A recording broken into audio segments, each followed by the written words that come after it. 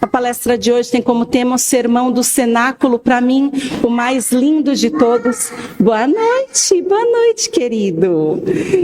Então, no Sermão do Cenáculo, nós vamos trabalhar com os 4 sermões de Jesus de Paulo Alves Godoy. Este escritor diz que foi um sermão pronunciado em recinto fechado. Ele foi pronunciado apenas para os discípulos de Jesus. Segundo este escritor, eles eram os únicos que estavam capacitados para assimilar os temas que constituíam a motivação para o advento de Jesus entre nós. Por isso, Jesus falou apenas para os seus discípulos. Ele falou nesta parte da história grandiosa de Jesus sobre as várias moradas da casa do Pai. Estava falando sobre os diversos mundos que gravitam no universo e servem de morada para os espíritos. Ele também disse que ele era a videira verdadeira e que aqueles galhos que não dessem frutos seriam extirpados. Anunciou que o Pai é o grande agricultor desta videira e ele limparia esta árvore, permitindo que aqueles galhos que dessem frutos pudessem produzir ainda mais. Em João 13, nós conseguimos aprender mais sobre tudo isso que estamos discutindo. Então, estes trechos muito importantes que Jesus traz para ensinar os seus discípulos e também a nós, eles começam em João, no capítulo 13. É quando Jesus, tendo conhecimento de que voltaria para a casa do Pai, deixa uma série de recomendações aos seus discípulos. Então, ele faz o lava-pés. Nesta ocasião, que tudo isso vai acontecer então antes da festa da Páscoa, Jesus levanta-se da mesa e começa a lavar os pés dos seus discípulos. Quando ele está fazendo isso, é Pedro quem diz: Senhor, jamais me lavará os pés. E Jesus diz: se eu não te lavar, não terás parte comigo. Então Pedro revê seus conceitos e diz: Senhor, não apenas os pés, mas também as mãos e a cabeça. Jesus, com o lava-pés, traz para todos nós a maior lição de humildade que ele podia deixar. Porque se Jesus, com toda a sua grandeza, espírito tão elevado, ele se curva diante daqueles que são seus alunos, aqueles que são seus subordinados, Jesus se curva, se ajoelha a seus pés e lava os pés de cada um deles, trabalho que era destinado aos servos. Todas as vezes que alguém adentrava um lar para jantar com alguém, para fazer uma visita, esta pessoa tinha os seus pés lavados, justamente porque na região havia muita poeira. Então era costume na época que aquele que adentrasse a sua casa, você então iria chamar um servo para lavar os pés do seu convidado. Mas Jesus, então, se faz ele próprio de servo. Ele se curva diante dos seus discípulos e lava os pés de cada um deles. Foi por isso que Pedro, então, disse: não, Senhor, de forma nenhuma, jamais me lavarás os pés. Mas ele precisava ter contato com seus discípulos. Desta forma, ele nos traz uma grande lição. Se Jesus lavou os pés dos seus discípulos, nós também devemos lavar os pés uns dos outros, todos nós. Nós precisamos nos inclinar diante uns dos outros. Se eu me inclinei para lavar os pés da Júlia quando ela era pequenina, Júlia um dia também lavará os meus pés. Se eu tive os meus pés lavados por algumas pessoas, naturalmente eu também preciso lavar os pés dessas pessoas.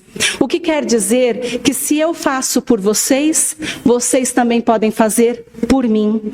Uns pelos outros, sem o menor constrangimento, sem determinar quem é superior de quem é mais grandioso, quem tem mais isso ou aquilo, não importa. Diante de Jesus, todos nós somos iguais e podemos devemos lavar os pés uns dos outros. Ele acrescenta: vocês me chamam de mestre e senhor e dizem bem, porque eu o sou. Se eu, sendo senhor e mestre, vos lavei os pés, vocês devem lavar os pés uns dos outros. Então, deixando muito claro que nós devemos ser servos e subordinados uns dos outros, sem o menor constrangimento. O que quer dizer que, de repente, eu aqui estou prestando um tipo de serviço. Nada impede que eu pegue um pano de chão e vá enxugar o banheiro, se for necessário. Nenhum de nós tem uma atitude de superioridade ou de inferioridade. Todos sendo iguais e fazendo aquilo que for necessário para o bem comum. Assim nos pede Jesus. Depois disso, ele traz a indicação do traidor. Jesus fica perturbado e declara abertamente: um de vocês me trairá.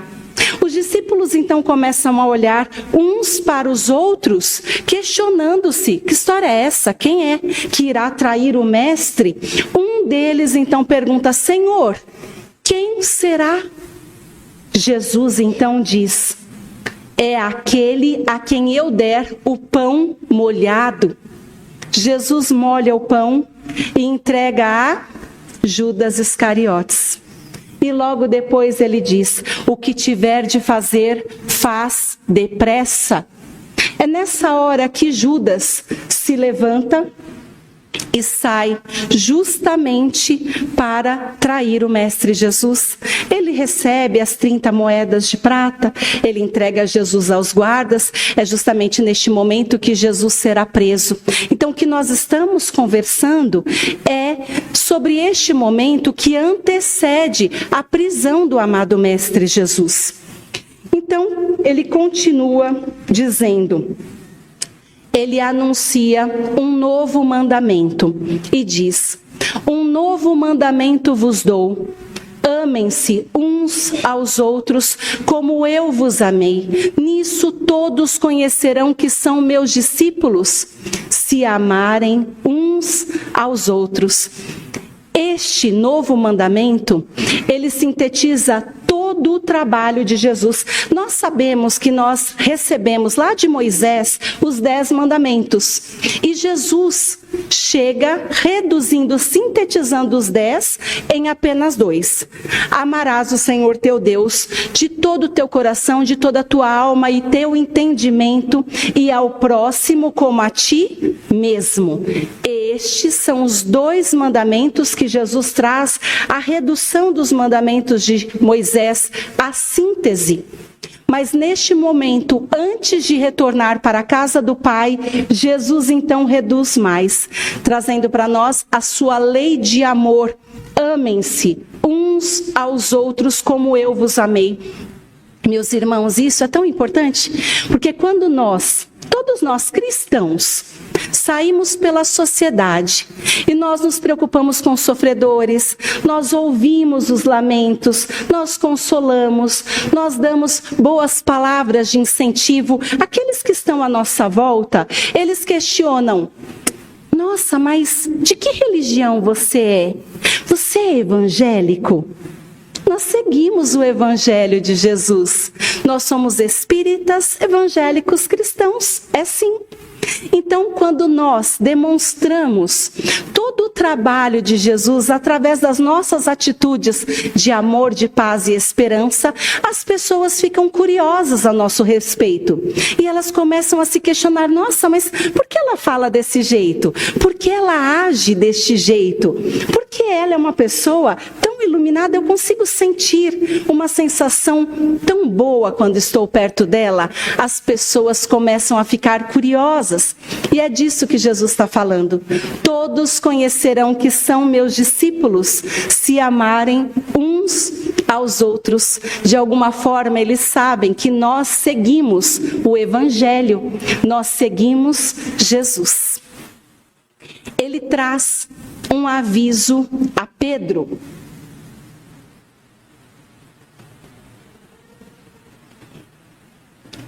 E ele diz, Pedro fala, Senhor, por que não posso te seguir agora? Jesus afirmando que retornaria para a casa do Pai. Seus discípulos começam a ficar inquietos, perturbados, porque imaginem, eles seguiam o Mestre Jesus, estavam causando uma reviravolta por ali, todos comentavam, quem é este Jesus, quem são estes discípulos? E de repente o Mestre diz que iria deixá-los. Eles ficam muito perturbados. E Pedro diz, mas por que eu não posso te seguir? Eles não compreendiam que se tratava realmente de retornar para a pátria espiritual. Mas, Senhor, por que não posso te seguir agora? E aí ele diz, darei minha vida por ti. Jesus então diz, dará a tua vida por mim. Em verdade vos digo, antes que o galo cante, você me negará 3 vezes. E de fato, tudo aconteceu. Mais algumas profecias de Jesus que se concretizaram muito rapidamente. Então, este escritor, Paulo Alves Godoy, ele explica para nós que o Sermão do Cenáculo foi desenvolvido por Jesus logo após todos estes tópicos que nós estamos conversando. Tópicos importantíssimos para nós, porque antes do seu retorno para a pátria espiritual, Jesus ainda ensinou muito. Tudo isso aqui foi ensinamento grandioso que fica para nós, para os nossos dias. Então, depois de conversar muito com seus discípulos ali, após a última ceia, depois de tudo isso é que Jesus realmente traz o sermão do cenáculo. Com ele, nós temos a anunciação da terceira revelação. No livro Parábolas e Ensinos de Jesus, Caibar Schutel explica para nós que o cenáculo é uma reunião de pessoas que trabalham para um fim comum. Isso é um cenáculo. O sermão do cenáculo, ele traz um conjunto de conselhos e recomendações que Jesus faz aos seus discípulos, que Jesus deixa aos seus discípulos. Então, sabendo que retornaria, aquele era o momento importantíssimo, era o último momento que Jesus teria para conversar com os seus discípulos antes da sua partida. Enquanto estava naquele corpo de carne, foi o último momento, a última reunião, onde ele pôde falar abertamente, porque só estavam os seus discípulos. E vejam, algumas coisas que nós conversamos aqui foram faladas apenas para os 11. Porque Judas já havia se retirado para traí-lo. Então foi um momento de fundamental importância para que ele os orientasse adequadamente. E aí nós adentramos João 14. No Evangelho de João, capítulo 14, Jesus, então, já tem a certeza do seu retorno para a pátria espiritual. Vê os seus discípulos profundamente atormentados por esta questão, sem saber ao certo para onde Jesus iria. Imaginem, então, se eles tivessem conhecimento da crucificação e das perseguições que viriam depois disso. É claro que nós temos ali um momento glorioso do Mestre no terceiro dia, quando ele aparece radiante, iluminado, quando Maria Madalena tem um contato com ele. Mas antes disso, daquela perturbação e toda a sua trajetória, carregando a cruz, todo o seu sofrimento, que foi inenarrável, se eles tivessem conhecimento de tudo isso, o que seria para aqueles discípulos? O mentor diz que naquele momento, eles tinham sim uma intuição, um sentimento de desespero que os afligia, sabendo deste momento que se aproximava a cada instante. Lembremos que quando Jesus sai de lá, ele vai então para o Monte das Oliveiras, onde ele se ajoelha, onde ele começa a orar, entrando em contato com o Pai, momento então também iluminado de Jesus, que ainda na sua aflição diz: Pai, se for possível, afasta de mim este cálice, mas que se cumpra segundo a sua e não a minha vontade. Então Jesus, que está encarnado, pede ao Pai: se for possível, afasta de mim. E assim nós trazemos a reflexão de hoje. Quantas vezes nós pressentimos um momento difícil? Quantas vezes nós pressentimos que a dor está se aproximando, que a tribulação está chegando e nós estamos tão confusos, nós, pequeninos diante de tudo que nos acontece? Quantas vezes nós nos ajoelhamos e pedimos: Pai, eu nem sei o que vai acontecer, mas eu estou sentindo no fundo da minha alma uma inquietação, um desespero. Senhor, afasta de mim, afasta todo o mal, Senhor. Eu não mereço sofrer. Nós, diante da nossa pequenez, falamos: eu não quero e eu não mereço. Mas muitas vezes as nossas rogativas não são ouvidas. Nós pensamos: Ele não me ouviu. Ele sempre nos ouve. Mas em inúmeras ocasiões nós precisamos passar por aquelas tribulações, aquelas turbulências, para que possamos assimilar determinadas coisas, para que possamos aprender tanto e nos edificarmos muito. Portanto, da mesma forma que Jesus, tantos nós pressentimos os acontecimentos difíceis e também pedimos que Deus possa afastar de mim, mas muitas e muitas vezes isso não será possível e nós teremos que enfrentar. Que possamos sempre ter a certeza de que Deus está conosco. Nos momentos bons, nos momentos difíceis, Deus sempre está conosco, nos auxiliando, nos impulsionando para superarmos e suportarmos aquela fase difícil. Mas, voltando, em João 14, versículos de 1 a 4, Jesus traz consolação antes da sua partida para a casa do Pai. Começa o discurso com palavras de resignação, conforto e esperança, dizendo: não se turbe o vosso coração, não se perturbe. Crê em Deus, crê também em mim. Na casa do meu Pai há muitas moradas, vou preparar o lugar. Jesus então deixa claro que sim, ele retornaria, mas que os seus discípulos não deviam se perturbar da mesma forma que nós. Diante dos momentos difíceis, nós devemos nos lembrar desta passagem evangélica: não se turbe o vosso coração. Respira fundo. Tenta se concentrar de que o momento pode ser difícil, mas a gente não está sozinho. Existem seres iluminados, seres abnegados, que estão conosco em todos os momentos. Quanto mais difícil a fase, mais nós atraímos espíritos afetuosos que vão nos auxiliar a superarmos esta provação. Então, que possamos realmente lembrar desta passagem e nos entregarmos nos braços da espiritualidade maior. Em João 14, versículo 6, ele diz: eu sou o caminho, a verdade e a vida. Ninguém vai ao Pai senão por mim. Em João 14, versículos de 16 a 17, é quando ele faz a anunciação da terceira revelação. 14, versículos 16 e 17, rogarei ao Pai, ele vos dará outro consolador para que fique eternamente convosco. É o Espírito da verdade que o mundo não pode receber, porque não o vê nem o conhece, mas vocês o conhecerão, porque permanecerá e estará com vocês.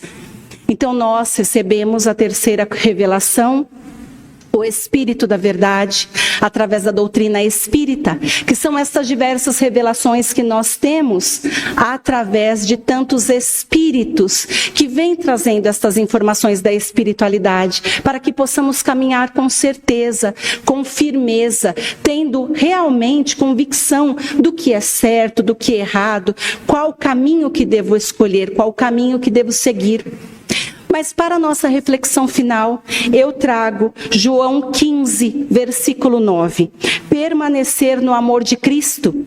Como o Pai me ama, também os amo. Perseverem no meu amor. Se guardarem meus mandamentos, serão constantes no meu amor, como também guardei os mandamentos de meu Pai e persisti no seu amor. E é assim que nós trazemos a reflexão final.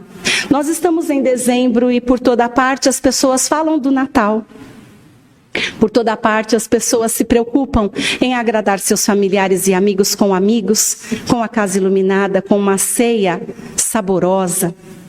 Mas como será que nós devemos realmente agradar o Senhor no Natal? Como será que nós realmente devemos mostrar que nós guardamos os seus mandamentos e podemos permanecer no seu grandioso amor, se não através das nossas atitudes? Antes de iniciar a palestra, eu agradeci aos meus irmãos pelos alimentos que são trazidos diariamente para compor as cestas básicas. E nós temos a certeza que é assim que nós mostramos o quanto nós guardamos os seus mandamentos, como nós estamos persistentes no amor de Jesus. É quando nós fazemos boas ações. Claro, nós nos reformamos inicialmente para que possamos distribuir as luzes que Jesus nos pede, distribuindo o seu amor, a sua paz, a sua esperança. Que possamos não apenas no Natal, mas no ano de 2026 completinho, persistirmos no amor de Jesus, mostrarmos o quanto nós guardamos os seus mandamentos, é realizarmos obras edificantes por toda parte, começando nos nossos lares e estendendo em todos os lugares onde estivermos inseridos. Eu agradeço imensamente pela oportunidade que me foi dada nesta noite, para que possamos finalizar, façamos uma prece.